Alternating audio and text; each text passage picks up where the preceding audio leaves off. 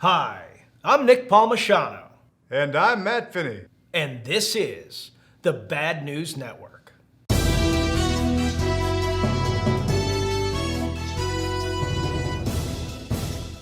Recently, we've lost Betty White and Bob Saget, and everyone talks about how these things happen in threes. Well, for the greater Ranger Up community, it has happened.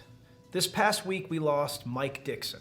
Mike has been a really good friend to me and to everyone that works here for years. It's hard for me to explain how kind and giving that he's been.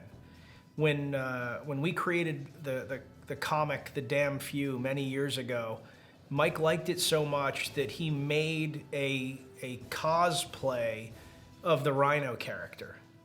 And that Rhino character became famous. He wore it to Dragon Con and Comic Con, and it actually is even in one of the opening scenes of Range 15, where Mike is sitting at the bar, dressed as a rhino.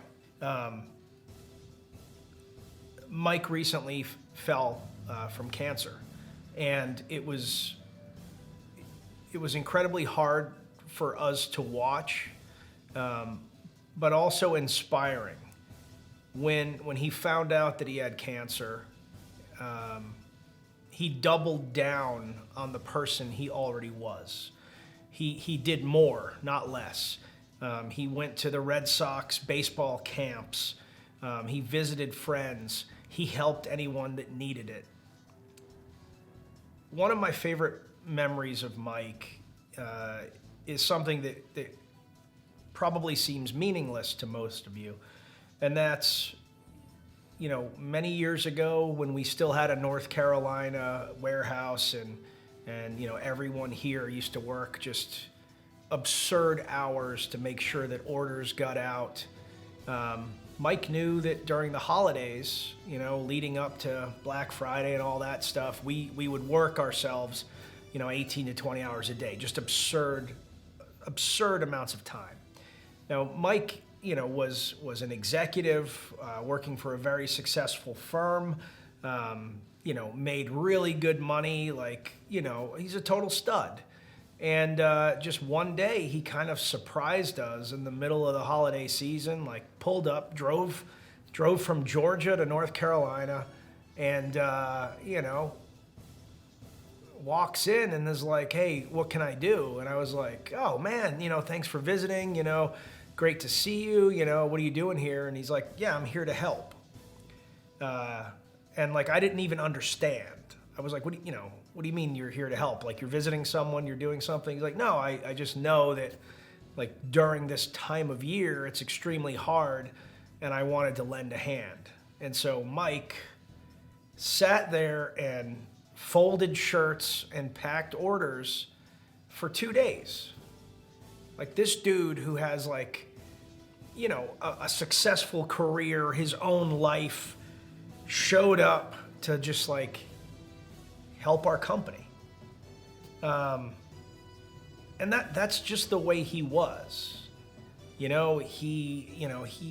went to events, that helped veterans. He donated his time. He did all of the things that, a good person should do. And so,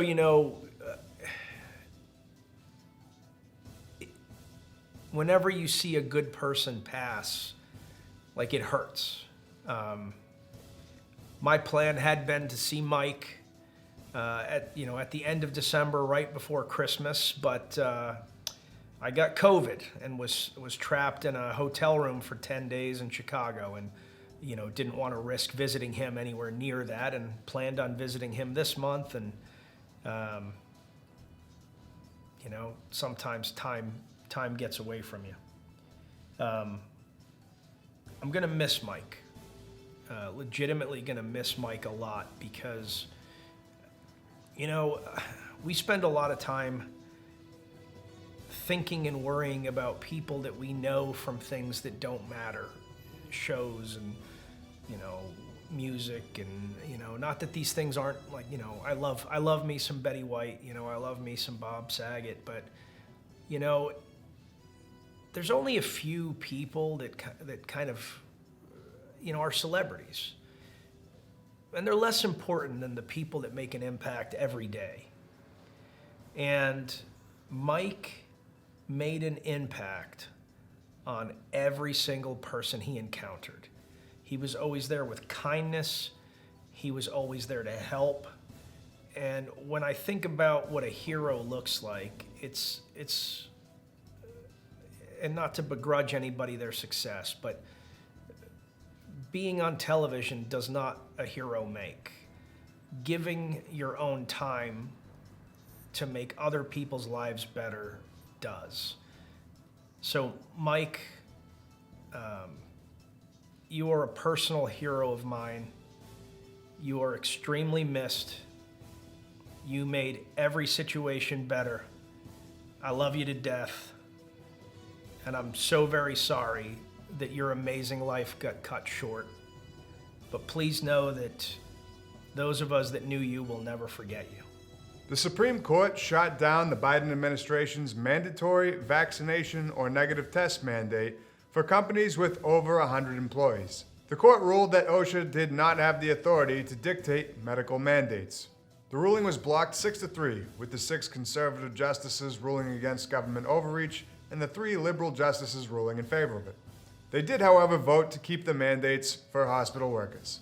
That's all for now on that. Inflation has hit an all-time high that has not been seen since the Stay Puft Marshmallow Man of Ghostbusters and the U.S. economy of 1982. Naturally, all eyes are on Biden and his administration. Economists have cited supply chain issues matched with consumer demand due to the influx of stimulus cash the public got. Right. I'm no economist, but I find it hard to wrap my brain around the idea that the bottomless vault of $1,200 and $600, however long ago post-holidays, is the major factor in what is driving this. There's been a line of self-praise from the government that the unemployment rate is falling, which is to say a lot of the people put out of work from the lockdown and restrictions are able to return to work. However, with pay raises averaging 4.7%, it's still well below the rising cost of goods and services for the average American. These pay raises are also directly impacting inflation because they do actually raise business costs. According to the National Federation of Independent Businesses, 49% of small businesses plan on raising their prices in the new year to cover the increasing costs. On top of that, the Omicron wave of COVID has caused staffing shortages, which has contributed to the supply chain issues. In service-based industries, such as restaurants, businesses have increased their base pay in the hopes to retain current wait staff and attract more help, but are still having trouble filling positions. The cost of wholesale foods and goods have increased as well, forcing restaurants to raise prices. These increases have caused consumers to spend less, and so the mouth eats the tail. Some reports say there is hope in sight for the decline of inflation, but no clear numbers have proven this yet. For now, the inflation rate is still getting higher, and Leon is still getting larger. If you've never heard of Simon Bramhall, you might want to check your liver. The UK surgeon was recently banned from the practice of medicine after it was discovered that he burned his initials onto 2 of the livers that donor recipients were receiving. The 1.5-inch initials were discovered by another doctor after one of the livers failed and had to be re-examined and removed. It was reported that Bramhall used an argon beam machine to beam and brand the initials onto the livers. Classic argon beam machine branding gag. So he can no longer be a doctor or practice medicine because of this. While no physical damage has been done to the patients, the courts agreed that substantial psychological damage had been done, including the violation of dignity. I don't know, you could put the Nike swoosh on a liver if I needed one as long as it worked. If you're out and people are remarking about the letters on your liver, you've got bigger problems to worry about. On Tuesday, Joe Biden did his best to rally people around the idea we should change the rules on passing legislation because he isn't getting his way. This has proven to be a tough sell, even for a few fellow Democrats. Currently, the Biden administration is trying to push through sweeping voter reform that would eliminate state policies and put everyone under a big government blanket system. The first act, the Freedom to Vote Act, would introduce standardized nationwide voting rules instead of state-by-state rules. The second, the John Lewis Act, would require certain states to obtain government permission for any change to election regulations. Currently, the Senate is hemmed up on these bills and unwilling to push them through, and a majority of 60% is needed to pass most legislation. So Biden is now pushing hard to get rid of the 60% majority rule as well as eliminate the filibuster. He's calling this the fight for the soul of America. So he and his team probably just binged the Batman with Bane movie and decided to riff off of that. The irony is that Joe Biden has in the past defended the filibuster and called changing it and the Senate rules a nuclear option and an example of the arrogance of power. He gave an hour-long speech in 2005 about not changing these things and railed against Trump in 2019 for the same thing. Oh, how the shoe is on the other table, which is turned. Now it's Biden telling the people to change the rules to fit his agenda. Again, tough sell, President Biden. And possibly not a good look. Actor and comedian Bob Saget was found dead in his hotel room this week by police. He was pronounced dead at the scene, but police say there was no sign of drugs or suicide. Hotel security was called after his family was looking for him. Officials say it may be 10 to 12 weeks until an autopsy can determine the cause of death. Bob Saget was probably best known for his role on the sitcom Full House, as well as being a longtime host of America's Funniest Home Videos. Apart from that, he was also a talented comedian, and with the best shot of irony, has one of the best versions of the raunchy joke known as the Aristocrats to date. Comedians and actors and actresses and fans have been posting their memories and their goodbyes this week on the internet in a massive tribute to just how loved Bob Saget was to the world. Well deserved, Bob. Even if you did rape and kill that girl in 1990. Fair wind, sir. Andrew, Prince of the Britons, has been hereby stripped of said titles and titles pertaining to his military position. The Queen of England made it Facebook official this week that Andrew was no longer allowed to be a part of the royal family.